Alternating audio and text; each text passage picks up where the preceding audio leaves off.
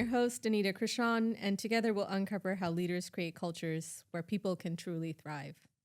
Today, I'm delighted to welcome Lewis, partner and Asia career practice leader at Mercer, part of Marsh McLennan. Lewis leads a team of 650 consultants across Asia where they help organizations make critical people decisions that link directly to business outcomes. As an organizational psychologist, Lewis has spent his career at the intersection of data, human behavior, using talent science to drive performance and creating thriving workforces. He's passionate about helping leaders design people programs that actually work, that programs that are grounded in evidence, creativity, and a deep understanding of what actually motivates people. Lewis has also contributed to Harvard Business Review on topics like employee engagement, motivation, and org behavior, and is recognized as a global thought leader in HR. His work sits at the intersection of three critical shifts reshaping work today. One, the move towards skills-first organizations. Two, the transformation of leadership in the AI era. And the evolution of workforces across Asia's dynamic markets. Yes. Welcome, Lewis. Thank you very much. Yes. Yeah. That's a wonderful introduction. You did your homework. I did my homework. You did. Yes. Yeah. No, thank you so much for making time. And shout out to Ben Davies, who introduced us. You did. When I told him I was doing this, he's like, "You have to talk to Lewis from Mercer." I'm like, "Okay, absolutely." It's very nice of him. Let's please connect us both, and we'll do it. And as I was looking into your background and really super fascinated about all the work you're doing, my background stems in organizational development, and I just love understanding how organizations work, the types of behaviors that leadership embody, and what type of impact that has on culture.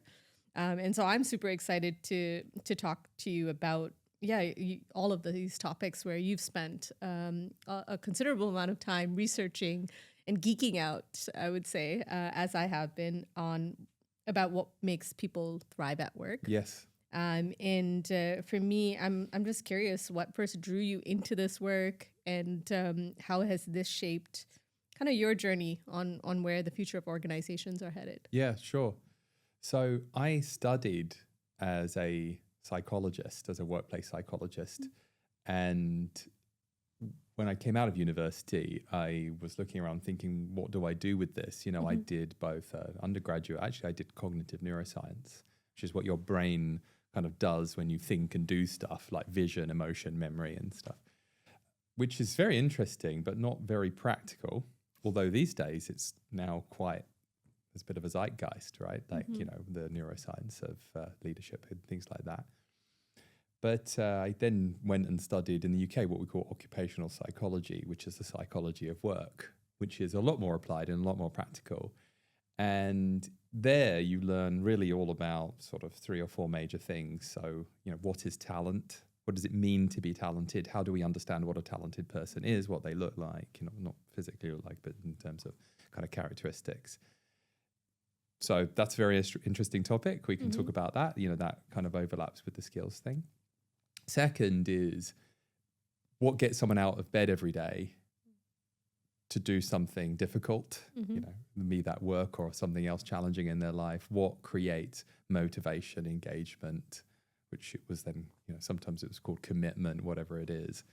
And how do you put that together to create a program that really lifts a group of people? So we learn a bit about that.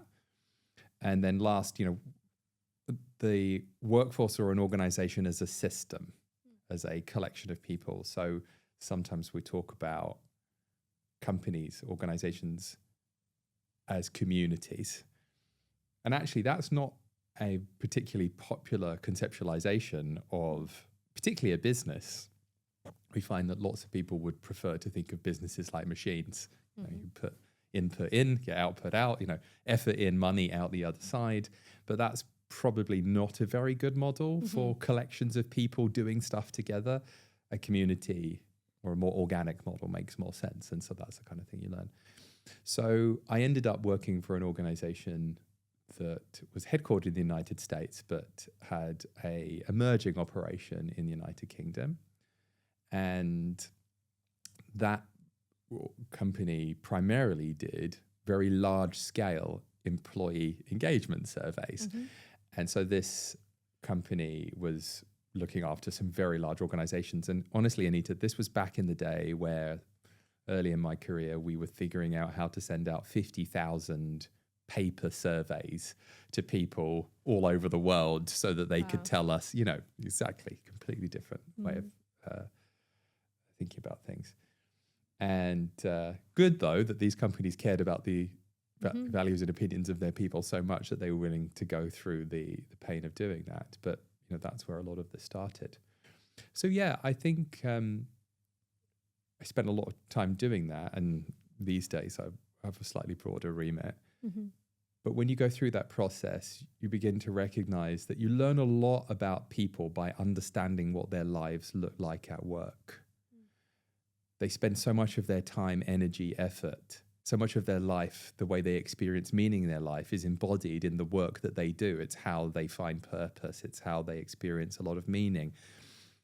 It's not the only way they do those things, but it's a very significant contributor. And so understanding the experience that companies create for people really teaches you a lot about life and about human beings.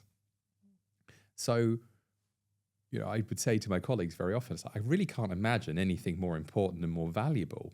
If you can find a way to help a company make someone's life at work even marginally better than it currently is for whatever reason, if you do that at scale, you're really doing something very good for a lot of people, So that's kind of how I came to this. And then I came out to Asia when I was in my late 20s. So I've been here.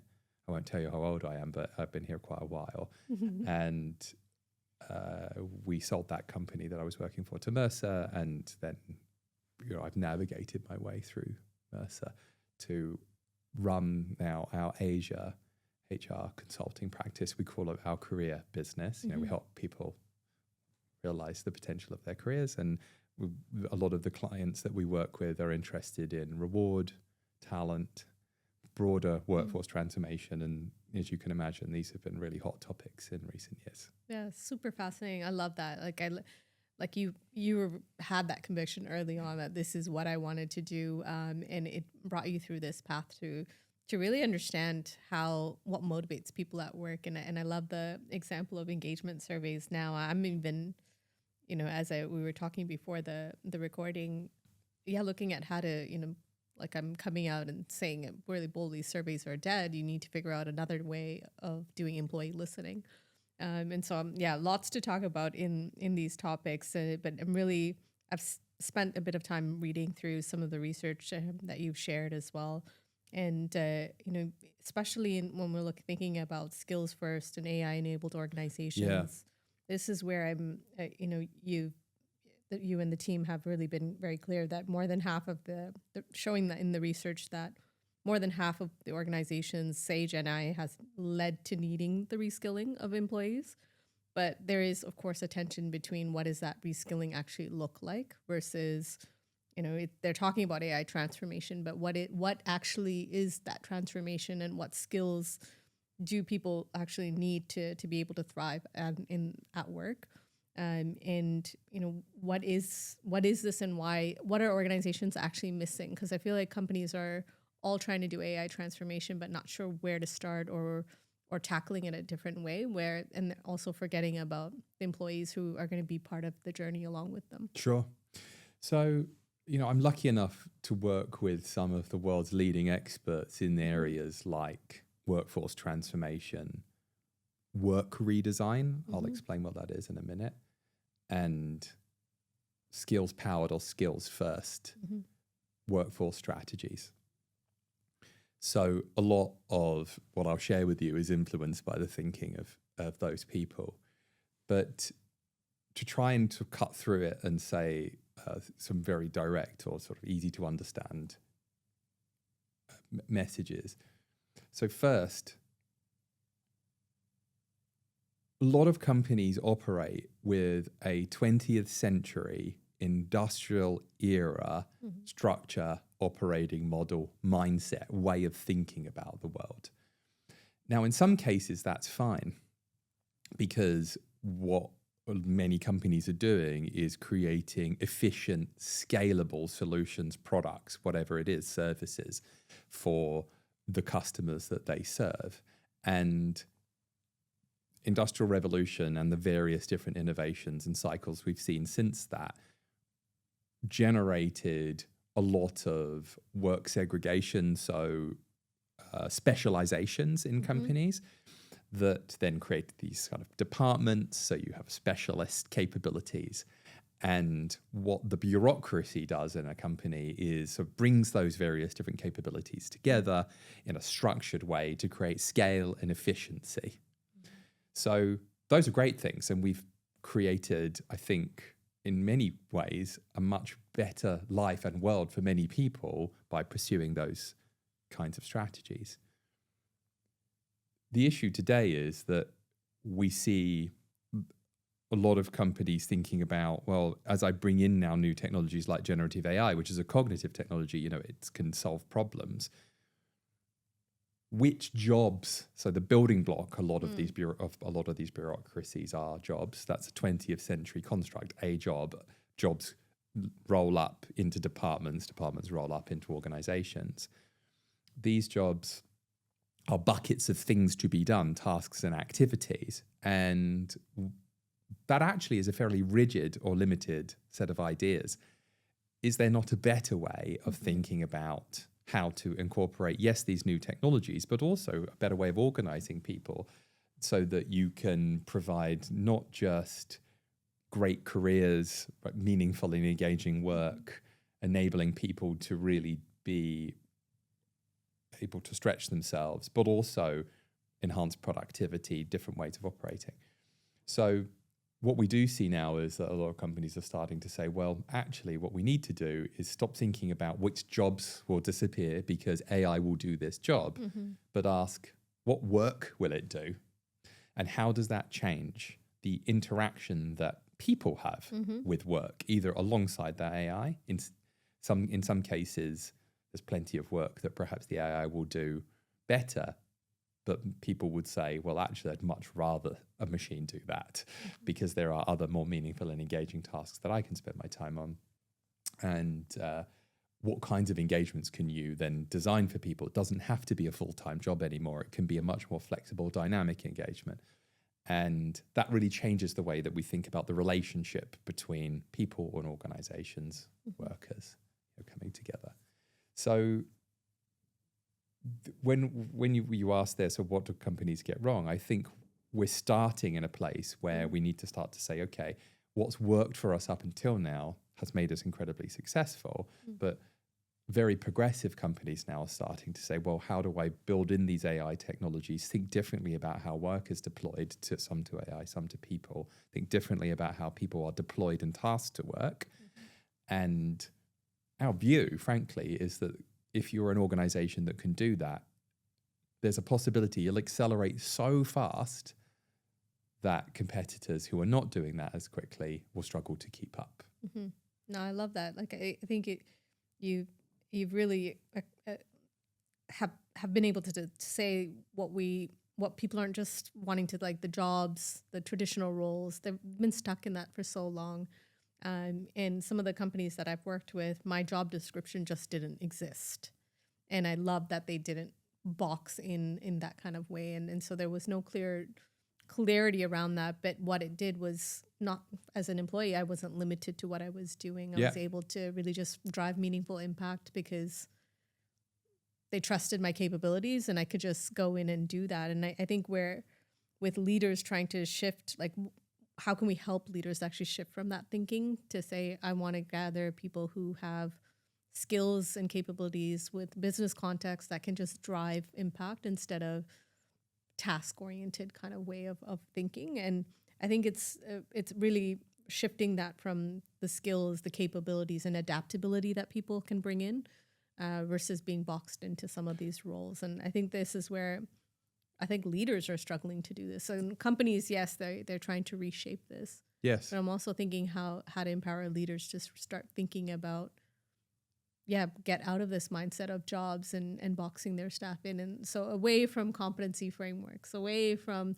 job leveling and all this boring stuff that you said, very outdated, and trying to move forward.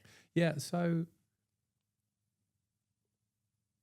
got sort of two things to kind of respond or add to that. So the first is that there is a lot of work looking at how work or jobs are designed and who is in control of that. So I find this quite entertaining, actually, because the research basically says that if you haven't had any training on what historically is called job design, which is, how do you put a job together?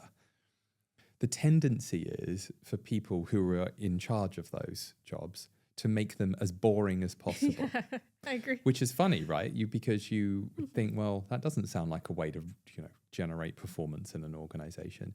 But the answer to why they do that is that it's much easier to control and measure when tasks are very predictable, when tasks are not very varied. You kind of create a simplicity to the role.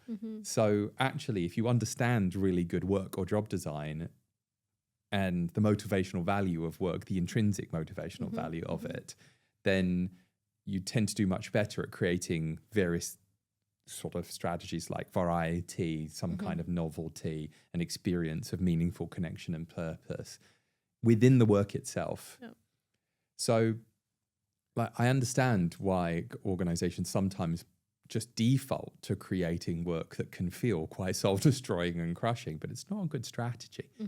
Second, there is still a lot of work that is structured and needs strong governance. So we need to be thoughtful about that too. So when we think about how companies are put together, you mentioned their job level and grading, these sorts of things. There's still an important lens there, which is that most companies need to be governed for fairness, equity, and other aspects, just a system for making decisions about people. And those structures provide those systems. And I guess what I'm saying is that in some parts of your organization, you could keep those because they kind of make sense. You need a person to go a place and do a thing on a regular basis. You want to create a job for that, no problem, and that makes sense. But there are other aspects of work that perhaps that construct isn't the best way to do this, and actually you can get a lot more flexibility out of organizing a different way and thinking more in this kind of skills first way. This person is a collection of unique skills and capabilities. How can I enable that person to deliver the most value, both for the organization that he or she is employed by, but also to enable him or her to be able to learn, grow, and experience something that they find meaningful and engaging. All of those objectives are achievable. And I think the modern technologies we have, so if an AI can understand you quickly and easily, this is who you are, your skills and capabilities, your interests and needs, then I think you can probably learn about people at scale much faster in order to be able to make decisions about who should do what in a much more seamless and resource efficient way. That's been quite tough, and before you've relied on bureaucracies and networks of systems to do that. And like thinking through now, like the human potential and the skills angle, what do you think are the non-negotiable skills that people actually need in this context? Yeah, I mean, there's a lot of data that is out right now. There was something actually just in the last week or so published in the Financial Times, which basically was saying, look, for years, looking at data from about 10 years ago, we know that people who display certain kinds of soft skills, core skills. In Singapore, actually, we did a piece of work with the Singapore government which labelled these kinds of broader capabilities, critical core skills, but they include things like influence, sense making, being able to keep yourself relevant, the kind of self-discipline that's required. And there are about 16 of them. But these capabilities carry a premium for a person if you have these, even if you were, for example, a very highly technical skilled person. Having more of these capabilities can make you a lot more valuable and frankly carries a wage premium for you. You can see that in that data. So that's not new. And now you're adding in AI, which is getting even better as an expert in your pocket, solving technical problems, at least with your help. And so everything you do with that, the way you make it relevant for others, the way that you bring that and enable your thoughts, ideas, capabilities, maybe combined with artificial intelligence to make someone else's work better. In fact, you could argue really skilled people with AI are good at making the AI good in their interactions with it. Then they lift its content by the way that they talk to it. So it's funny, we've gone from obsessing about the coding, and which perhaps is quite structured and mathematically driven, to having a skill at being very adept with language. How you interact with it is more valuable, but these kinds of capabilities are now carrying a premium. So what does that mean? Being able to learn fast, displaying energy and curiosity. One of the things that's helped me in my career is that I tend to find basically everything interesting, kind of helpful as a way. Like I could generate a lot of energy around ideas, even things that some people were like, this is very obscure and boring. But to me, it's, if you can find something that's novel, interesting, then you can release a lot of energy to learn about it. And I think that's very valuable right now. So those kinds of things I think are increasingly important and have been for a while, but, increasingly important. Yeah, I love that. Yeah, I'm thinking about even the sense making and the critical thinking being like two of the areas where it's just so much more prominent. And you can tell folks who are just not really taking like what we're all calling AI slop now versus someone who's able to do something. I mean, it is actually amazing that these days, one of the critical skills you need to have is making sense of stuff. Yeah. Like the idea, like people should have common sense. It's like, okay, I get that. Like just some general sense of the world, how it works to be able to make reasonable decisions. But we're so flooded with information these days, being able to kind of see patterns and to make sense of that information and to join it together, or to know what to ignore. So one of my colleagues says, one of the ways that you can identify an expert is they're really good at knowing what not to pay attention to, which drops the cognitive load, right? So they're able to process information. The example he uses is an airline pilot.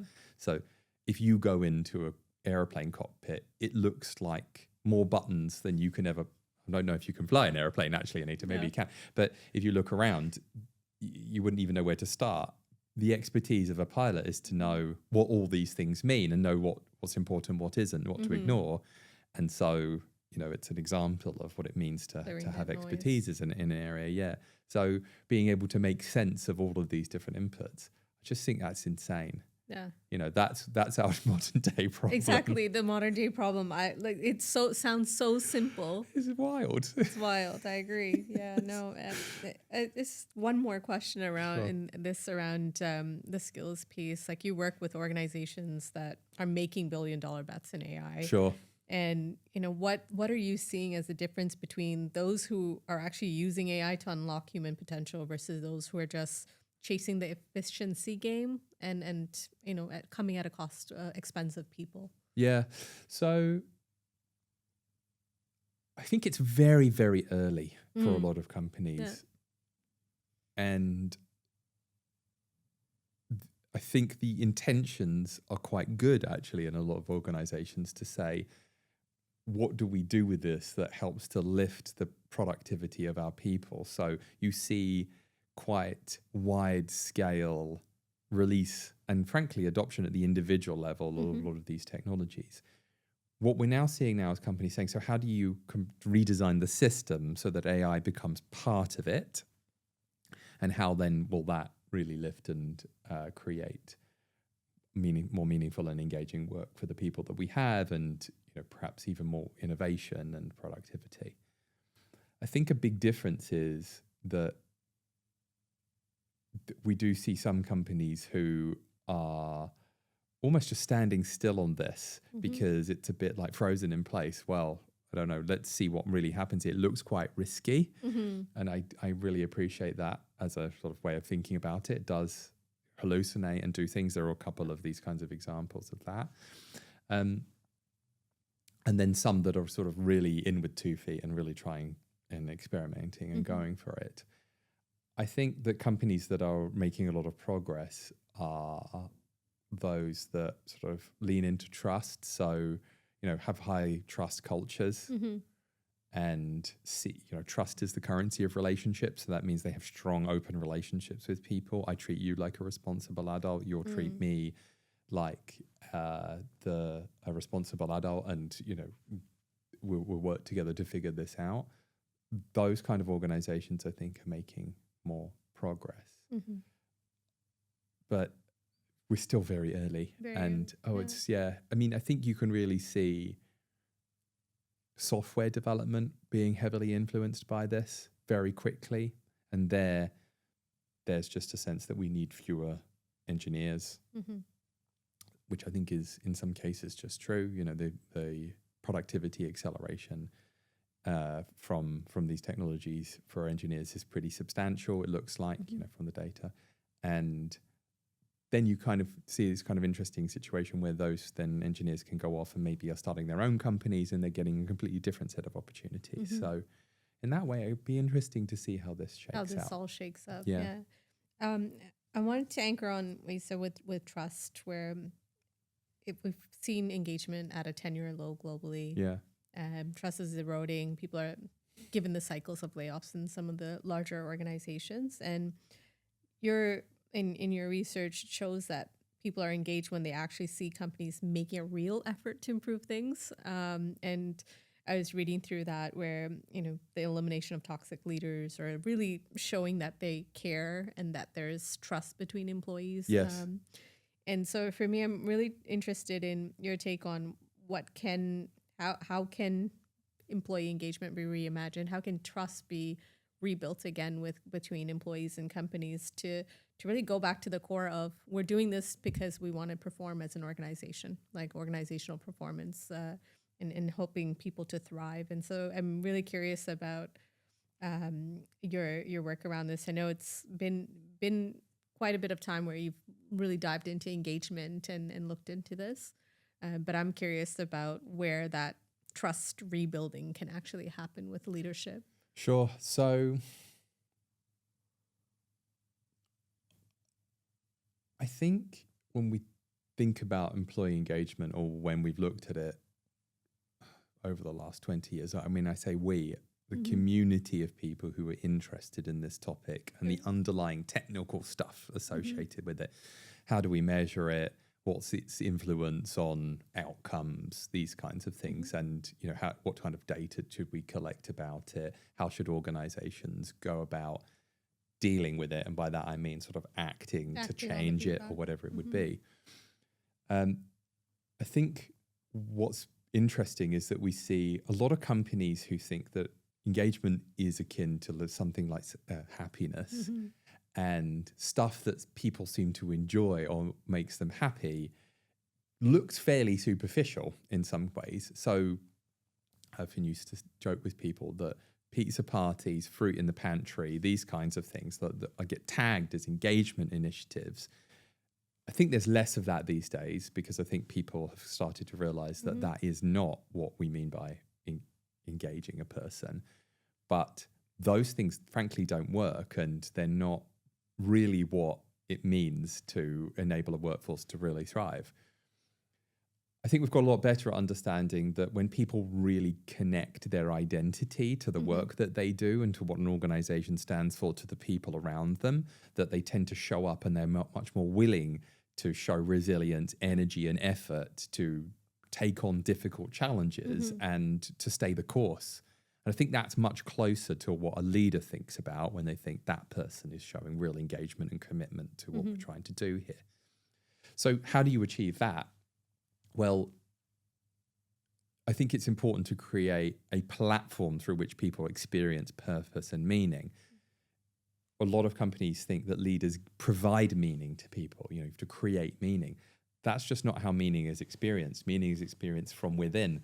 So it sounds quite philosophical, but the point is that you have to find it for yourself.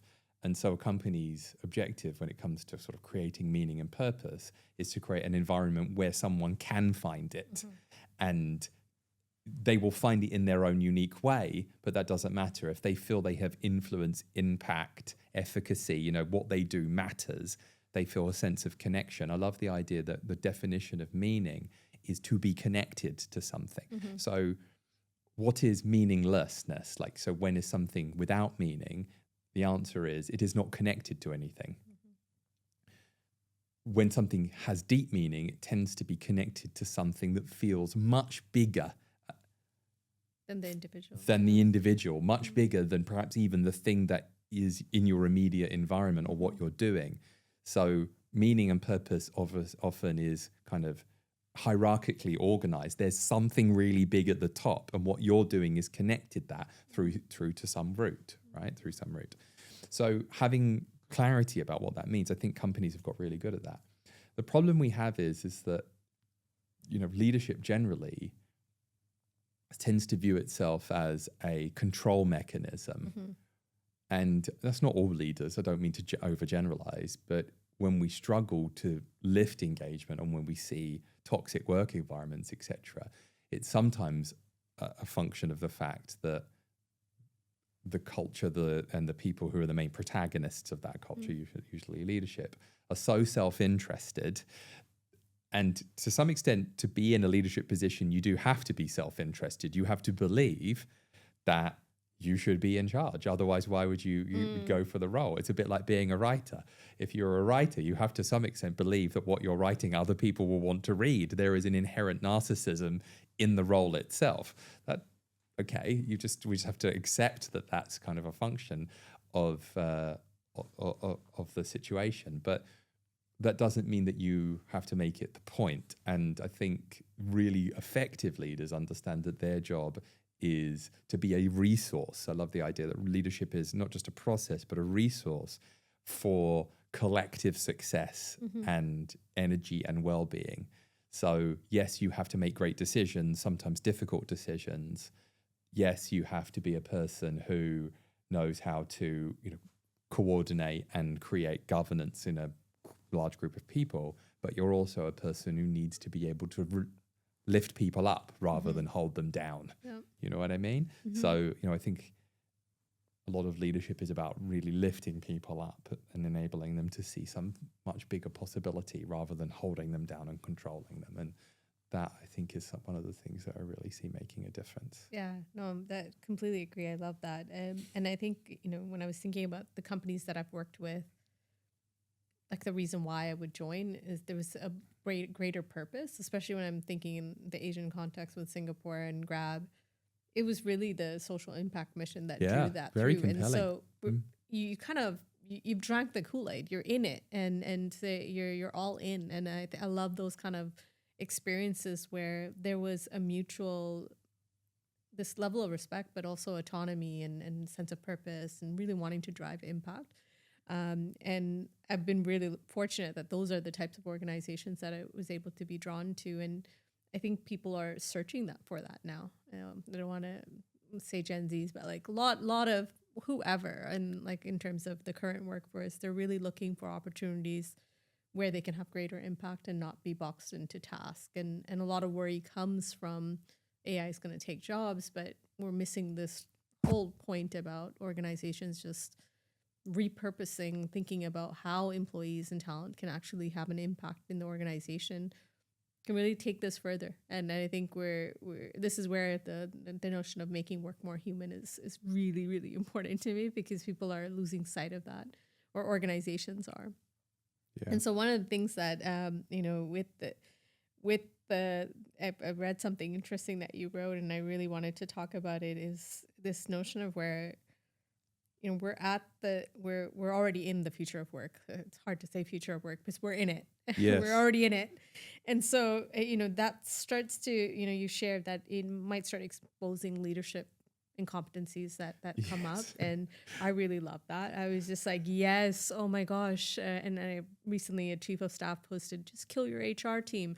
And I commented back saying, yeah, sure, do that. And then you'll find out which managers were actually HR's problem.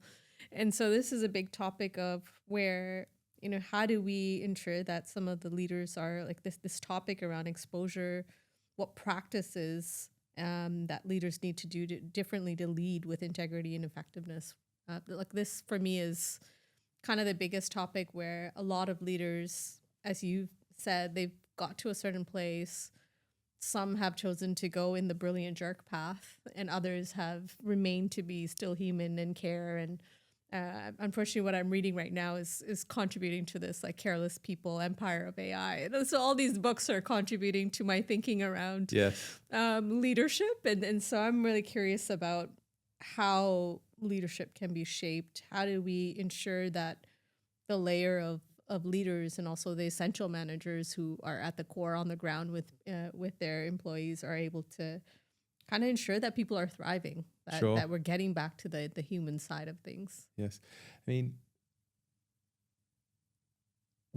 so HR really is a leadership function. So it's often called a support function or an enablement function, something, And to your point, which I think is right, that if it isn't there, the people doing those things that are currently within the HR function, be they administrative, every area of the business has administration or bureaucratic work, or be they more strategic, the management and leadership would be taking ownership for those things, which means that HR is not an enabling function. It is a leadership function, the same way that finance is. Yep. And that tells us something important and meaningful, which is that, if you have to, within the people function, see yourself as part of the leadership fabric of an organization. So what does it mean? What is effective leadership? And the answer is it's a process and resource for collective success. Okay, so how do we ensure that happens? And then, the next question is, well, so what are we doing to ensure that we have the right kind of leadership capabilities in order to be successful, be effective, and enable our people not just to be successful, but do it in a way that doesn't hurt them? Because I do very often think that but there are some people who think that performance is a trade-off with well-being, right? So it costs you some energy, effort, and wellness in order to be able to do something extraordinary. I'm not sure that's true. I think you can be really deep on something and putting a lot of effort, energy, and time into it, and that actually to be a very meaningful and fulfilling experience for you. Okay. But I do think it's important, actually, and this is what I sometimes get concerned, that some people, when they're not having a pleasant time doing something, I was like, this isn't that enjoyable for me, they think that then that work is bad. I'm not sure that's always true. I think there are times when doing something really hard, difficult, and unpleasant teaches you a lot about what it means to do something difficult, the discipline and resilience to get through it, to take on difficult tasks. A lot of learning is very difficult and unpleasant. So, because it requires you to be able to digest information that isn't always that fascinating, all sorts of stuff. So I think that muscle is important, and that we need to be thinking about that. But on the broader point of leadership, so frankly, the most important thing we do is select leaders into positions of power. Because when we do that, we give that person responsibilities, decision-making rights, etc. And at every level of the organization, that kind of adds up. And if you get a person who isn't making good decisions and is behaving in a very self-interested way, like I said, sometimes to be a leader, you have to want to have the role, but it's important to conceptualize the role in a way that is in service of others. I'm not big on servant leadership. I'm not sure I believe in that kind of set of ideas, but I do think that leadership as a resource means that you should be judged through your ability to create both a successful organization, but also successful people, individuals within it. And that, I think, is an interesting problem to solve, because I think that, sometimes these things don't come together. Our selection of leaders is one of the main challenges. So the incompetent leader thing, I think, is very interesting, because there are characteristics that draw us to people, all the research says this, that make us think this person will be an effective leader. And you can really see this a lot. You see it in political situations, but even in big companies, people who end up in powerful leadership positions, they get there because they demonstrate certain characteristics that we believe makes a person a good leader. And it could be, for example, sometimes when someone is overly critical or just seems to be critical or cynical about other people, about their ideas, etc., we tend to think that person is smarter. Like it might, they're being mean or critical about something. They must know something I don't know. But actually, that's just not true at all. So actually, as a system, we've got to be very careful about our thoughts and opinions about people, because we can end up making quite bad decisions about who should be in charge. And that's not to say that leaders have to be super friendly and nice. It's fine for them to be that, but they do very often have to make big, difficult decisions that are in the interest of the collective and maybe not an individual or a group of individuals. And that's very difficult because sometimes those people lose out in that situation. Although in a capitalist society, let's say it's, for example, a layoff or a retrenchment, releasing that labor to the market enables it to find new opportunities, right? So there is something about that. But so choosing leaders is the most important thing. So having a very clear idea about what effective leadership looks like and being very disciplined about selecting for people with the underlying character to be able to build those characteristics, I think is really important. And then, what does it mean to really grow leaders? Like really good leadership development that lifts people, that isn't just entertainment, which I think a lot of leadership development is, but actually challenges the person to think carefully about what it means to be successful. Yeah, I think can be very powerful. And all those underlying things. So we talked earlier about trust. There's an academic model of trust I like, which is competence, benevolence, and integrity. So you trust a person when they know what they're doing. Like, you make good decisions and you have the expertise you need. So I trust you to know what you're doing. Okay. So second, benevolence is I trust you to act in my best interest. And that's quite a tough one, actually, because like I just said, as a collective, a leader has a responsibility for the collective health of an organization. But that sometimes means that some individuals within it perhaps need to be thought of differently.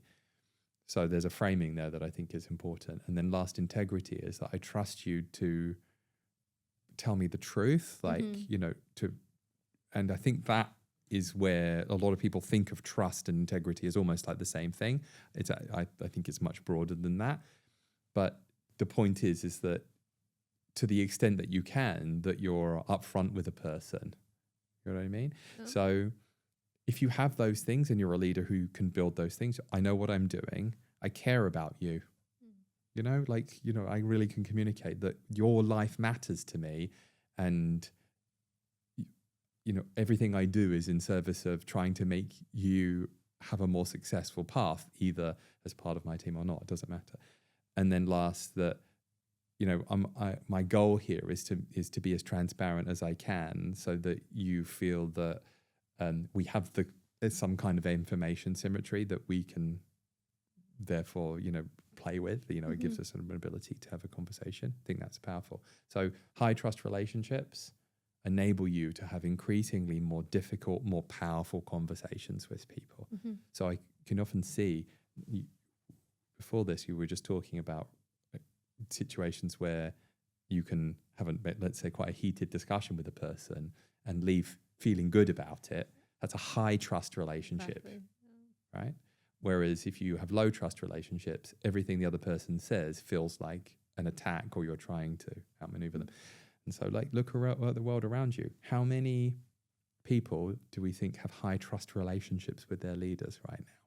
Great question. Yeah, great question. I think I can go down a research rabbit hole on that. Yes. Yeah, love that. No, completely aligned. That all resonated with me in terms of that being the baseline. And it sounds so simple when we're talking, especially with some of the clients that I work with. It's so clear that they're they're still trying to prove around the metrics and engagement scores and happiness, and like you're not listening to employees. You're not listening. Now that, Anitta, is very important, Yeah. because someone said to me once, like an engagement survey is like a hand grenade, right? So you, when you should pull the pin, you've got to do something. And, because the process of listening, really listening, is very powerful, and people are very sensitive to it. So I told you what I think. Send 50 questions. It's not listening. Well, I mean, it's a structured way of gathering systemic feedback. So that's right, it's not listening. But I think people are sensitive to, like, do you even care about Are you this do data? something about this? Someone worked with a CHRO once, this a little while ago. I don't know if this person is even still in a job, but she said to me, Lewis, it's very important to be seen to be listening. And I was very entertained by the framing, because it was like, here I am listening, but are you going to do anything? The point is, my opinion matters more than all these people's opinions. And I, in my career, have seen a lot of that. Well, I'm in charge. It's literally my job to have opinions about what we should do. The employees are there to respond to those opinions. Mm-hmm. And I don't think that's a very effective way of running a community. And also, if you want to lift people up, like I said, I think you really need to understand what's getting in their way. I think employee listening tools, be it a survey or other tool, is a great way of understanding what's getting in the way of us being the best we can be, because it's very difficult for you as a leader to be able to see that all the time. Yeah. And people want to be seen, felt like they have been seen, heard, and are valued for their opinions. And I think that's where the feedback comes in. And it's important that there's actions being taken, but it's not just HR's job or a manager's job. It's also the employee's job to if that relationship with a manager is not so great, that they're doing what they can to bridge those gaps. And I think this is where the traditional survey model kind of dies, where a neutral, neutral is put in. You don't really have context. You don't really have any follow-up. There isn't much data to go beyond. And so I've been thinking a lot about how trust is can be rebuilt in companies. I think also as well, if you think about those three things I mentioned, so competence, benevolence, and integrity, I never said friendly. I think you can trust a person and not be friends with them. So I think having a positive relationship with someone, be it your boss or others, there are some people that you will get on with and some people you won't. But that's not the way to evaluate this relationship. The way to evaluate is does this person know what they're doing? By the way, I think that is an issue in some situations. Like, hey, or at least do I see them listening to people who do and being able to judge that advice effectively? Do they seem to care about me and my well-being? Like, are they on my side? Exactly. And even if they're forced into making a decision, so for example, I'm being asked to leave this organization, many leaders and managers would say, well, I'm not acting in the best interest of that person in that situation. So, well, it depends on how you frame it. Do you care about them?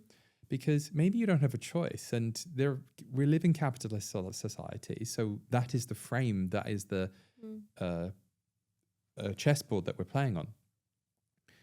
So what do you do for that person, right? And how do you make sure that he or she is set up success for the next transition? And also frame it and to sort of say you cannot. One of the reasons sometimes I think people are asked to leave companies is because they can't be as successful there as you think they probably could be. It's that your human capital is better used elsewhere. Yeah.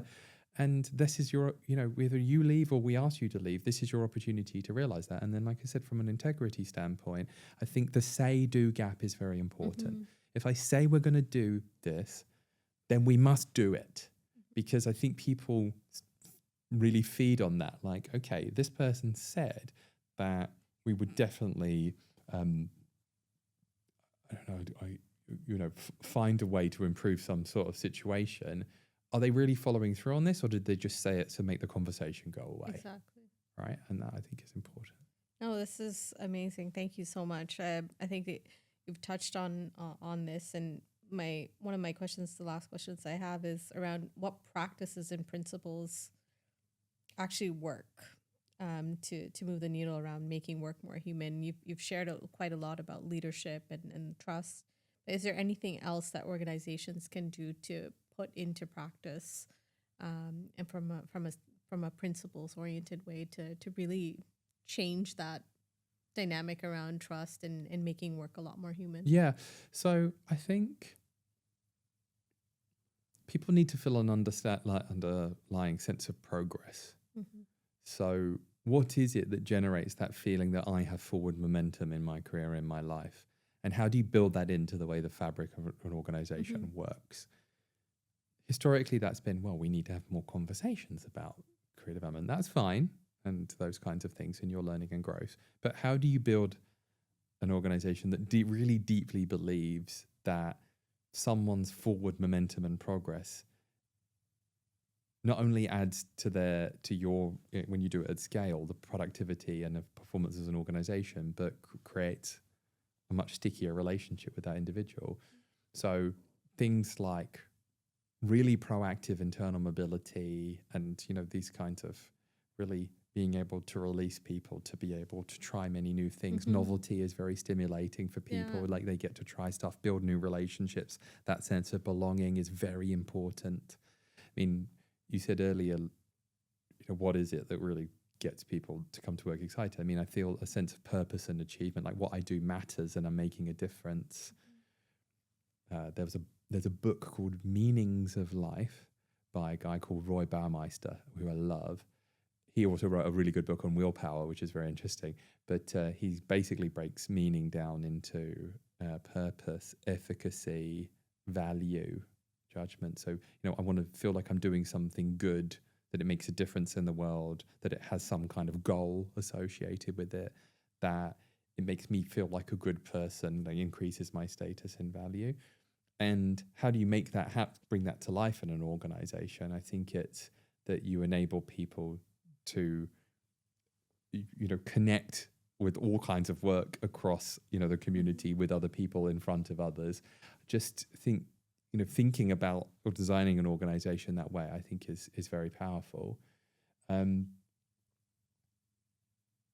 think also, never underestimate just getting the basics right. I think sometimes we're trying to do fancy and flowery. You and I could have a conversation about how effective we think surveys are. You might be on one end. Well, I don't think these are very effective. I might be on the other. I'm like, well, a survey is a structured way of gathering a large group of people's thoughts and opinions about questions that you have decided for whatever reason, through research or for whatever reason, are interesting to you. And it creates a structured way of acting on those things. We believe that your sense that you can progress your career here, you've got the right tools and resources, you've got clear goals and accountabilities, whatever it might be, is important. And everybody should have that experience. So we're going to run it on a survey. Okay, and you can create scalar data about it and find where the problems are and whatever. There are another set of issues that you might call emergent, where actually you have no idea what the problem is, and you need to create a different way of being able to surface those views and feedback. So you've got very structured, very emergent. Both are valuable in their own way, but I would say like the survey is like the basic price of entry, and maybe this is a little bit more creative. The emergent ideas are a bit more creative and innovative, but get the basics right. People want to feel that, okay, so this company cares about me. I'm clear why my work matters, that I have somebody who is kind of like leaning in to look after me. Like there's nothing that turns someone off more than just this sense of like general incompetence in a place. And when we started talking about employee experience, as connected to engagement, one of the things I noticed is a lot of people's experiences in companies are like death by 1,000 cuts. It's like nothing individually is that like heinous or like, oh my God, this is killing me. But it's like thousands of things that are just a little bit disappointing. I'm trying to log leave. Why is this such a massive pain in the ass? And then, I'm kind of interested in maybe getting promoted and taking on a new role here. How do I know where to do that? I go to my boss, and my boss is very busy, and it's like, I don't know, look on a website somewhere. Go to the website, all I can find is accounting roles, and I want to go into marketing. What do I do? Like, it's disappointing. It feels like someone hasn't thought about you. So, all of that stuff, I think, adds up. it's people are expecting the hyper personalization, and when it's not there, it's these roundabout, and they can't find what they're looking for. It just Yeah, and as do you know said, what leads to happens? It disappointment. happens if people very quickly figure out, it's like, oh, the only people who get opportunities to do, for example, what I want to do, are the people who know people. And so then they start to believe that this is a nepotistic organization where only a very special selective few really get the information that they need in order to progress. That's not very meritocratic and fair, is it? And guess who's losing out? If you're a working mother and you have to be home with your kids, you are definitely not building the relationships. I mean, it doesn't have to be a mother, any kind of caregiver. And so there you are. So I think HR has come really far on trying to solve some of those problems with some of these skills, technologies, and these things. They think in a much more open and meritocratic way. Yeah, I love that. Getting the basics right. Sometimes it's just the fundamentals. And, like solve problems people care about. Yeah. So it doesn't need to be super fancy. Oh, look at this clever thing we did. It just needs to be like, so what's getting in the way of you basically being the best you can be? And people generally will be able to tell you. Perfect. Yeah, no, thank you so much, Lewis. This has been amazing. I think we can go on for another hour, but we've already gotten signals from the producer that we're out of time. But yeah, thank you so much for sharing your insights, research, and being so candid with your thoughts around it. Really loved our conversation, and yeah, genuinely thank you for making the time. Yeah, it's a pleasure. Yeah, thanks so much. Amazing. Thank you. Thank you for joining me on Human at Work, powered by Hoogly AI. I'm Anitta Krishan, and until next time, here's to making work more human. Thank you.